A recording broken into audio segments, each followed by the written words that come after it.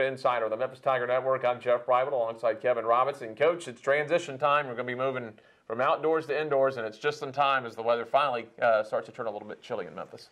Yeah, you know, coming off of cross country, we, you know, it's always an interesting transition trying to go from the wide open space to an indoor facility. But we're excited, you know, to give the track and field athletes an opportunity to start competing. And we've got a meet coming up on December 3rd.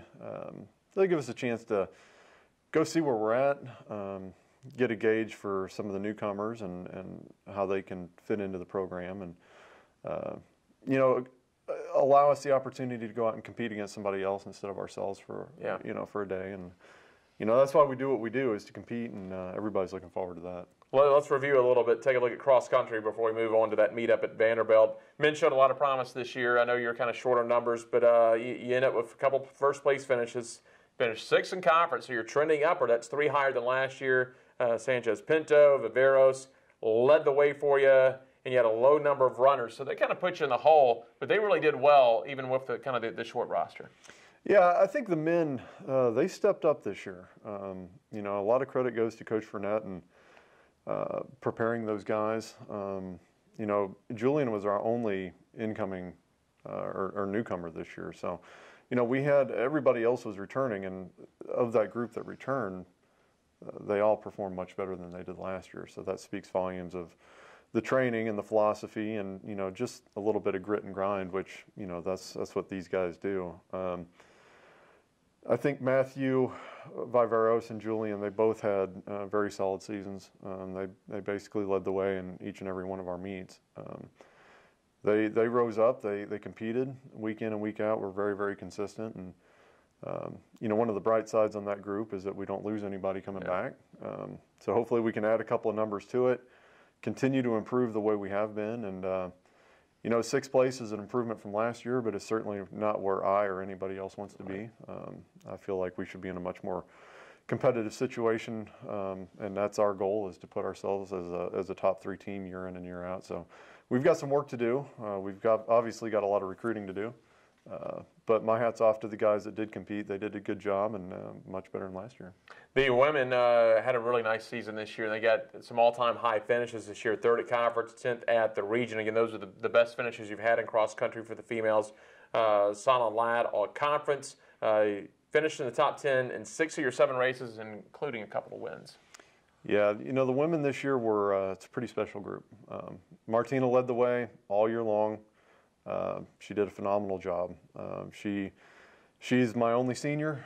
She's going to be sorely, sorely missed. But, you know, at the same time, we bring back a very, very talented group.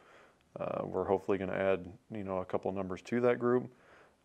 So I don't see our team finishing lower than what we did, even though we lose Martina, who's a phenomenal runner and just been great for the program.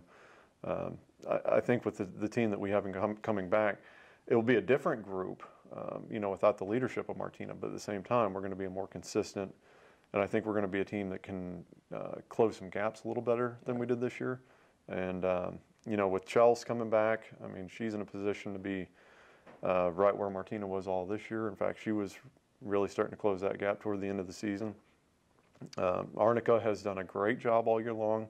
She's really stepped up. And, you know, we've got a group of young kids that were freshmen this year that performed pretty well. But I think after a full year of collegiate training, I think next year they'll be in a position to be really, really solid. And I feel good about that team and what we've got going. It's an outstanding season, without a doubt. Now, like we mentioned, going back indoors, you're going to get with the track and field athletes, and you're going to start it off December 3rd at Vanderbilt. You want to compete in there. You talk about getting that first competition under your belt. Talk about that meet at Vanderbilt. I imagine it will be some good competition up there. Yeah, to be completely honest, I don't have any idea who's going to be at that meet. I don't know much about it yet. We've been so focused on our own preparation and trying to keep these kids healthy and getting through the fall semester without any major hiccups, which we've done pretty successfully so far. I feel like we've assembled a very talented group on the track, both the field and the track. And I'm really anxious to get on somebody else's facility and match up with some different kids and different teams and just see where we're at. You know, I feel really good about it, but until we match up and compete, you never really know what's going to happen. So I think the future is really bright, but again, just like I always say, we've got a whole lot of work to do, and you know, we're going to know a whole lot more about our team come December 3rd. Sounds good. Coach, best of luck up there. Thank you very much. That's head coach Kevin Robinson. I'm Jeff Brightwell for the Wolfchase Toyota Insider on the Tiger Network.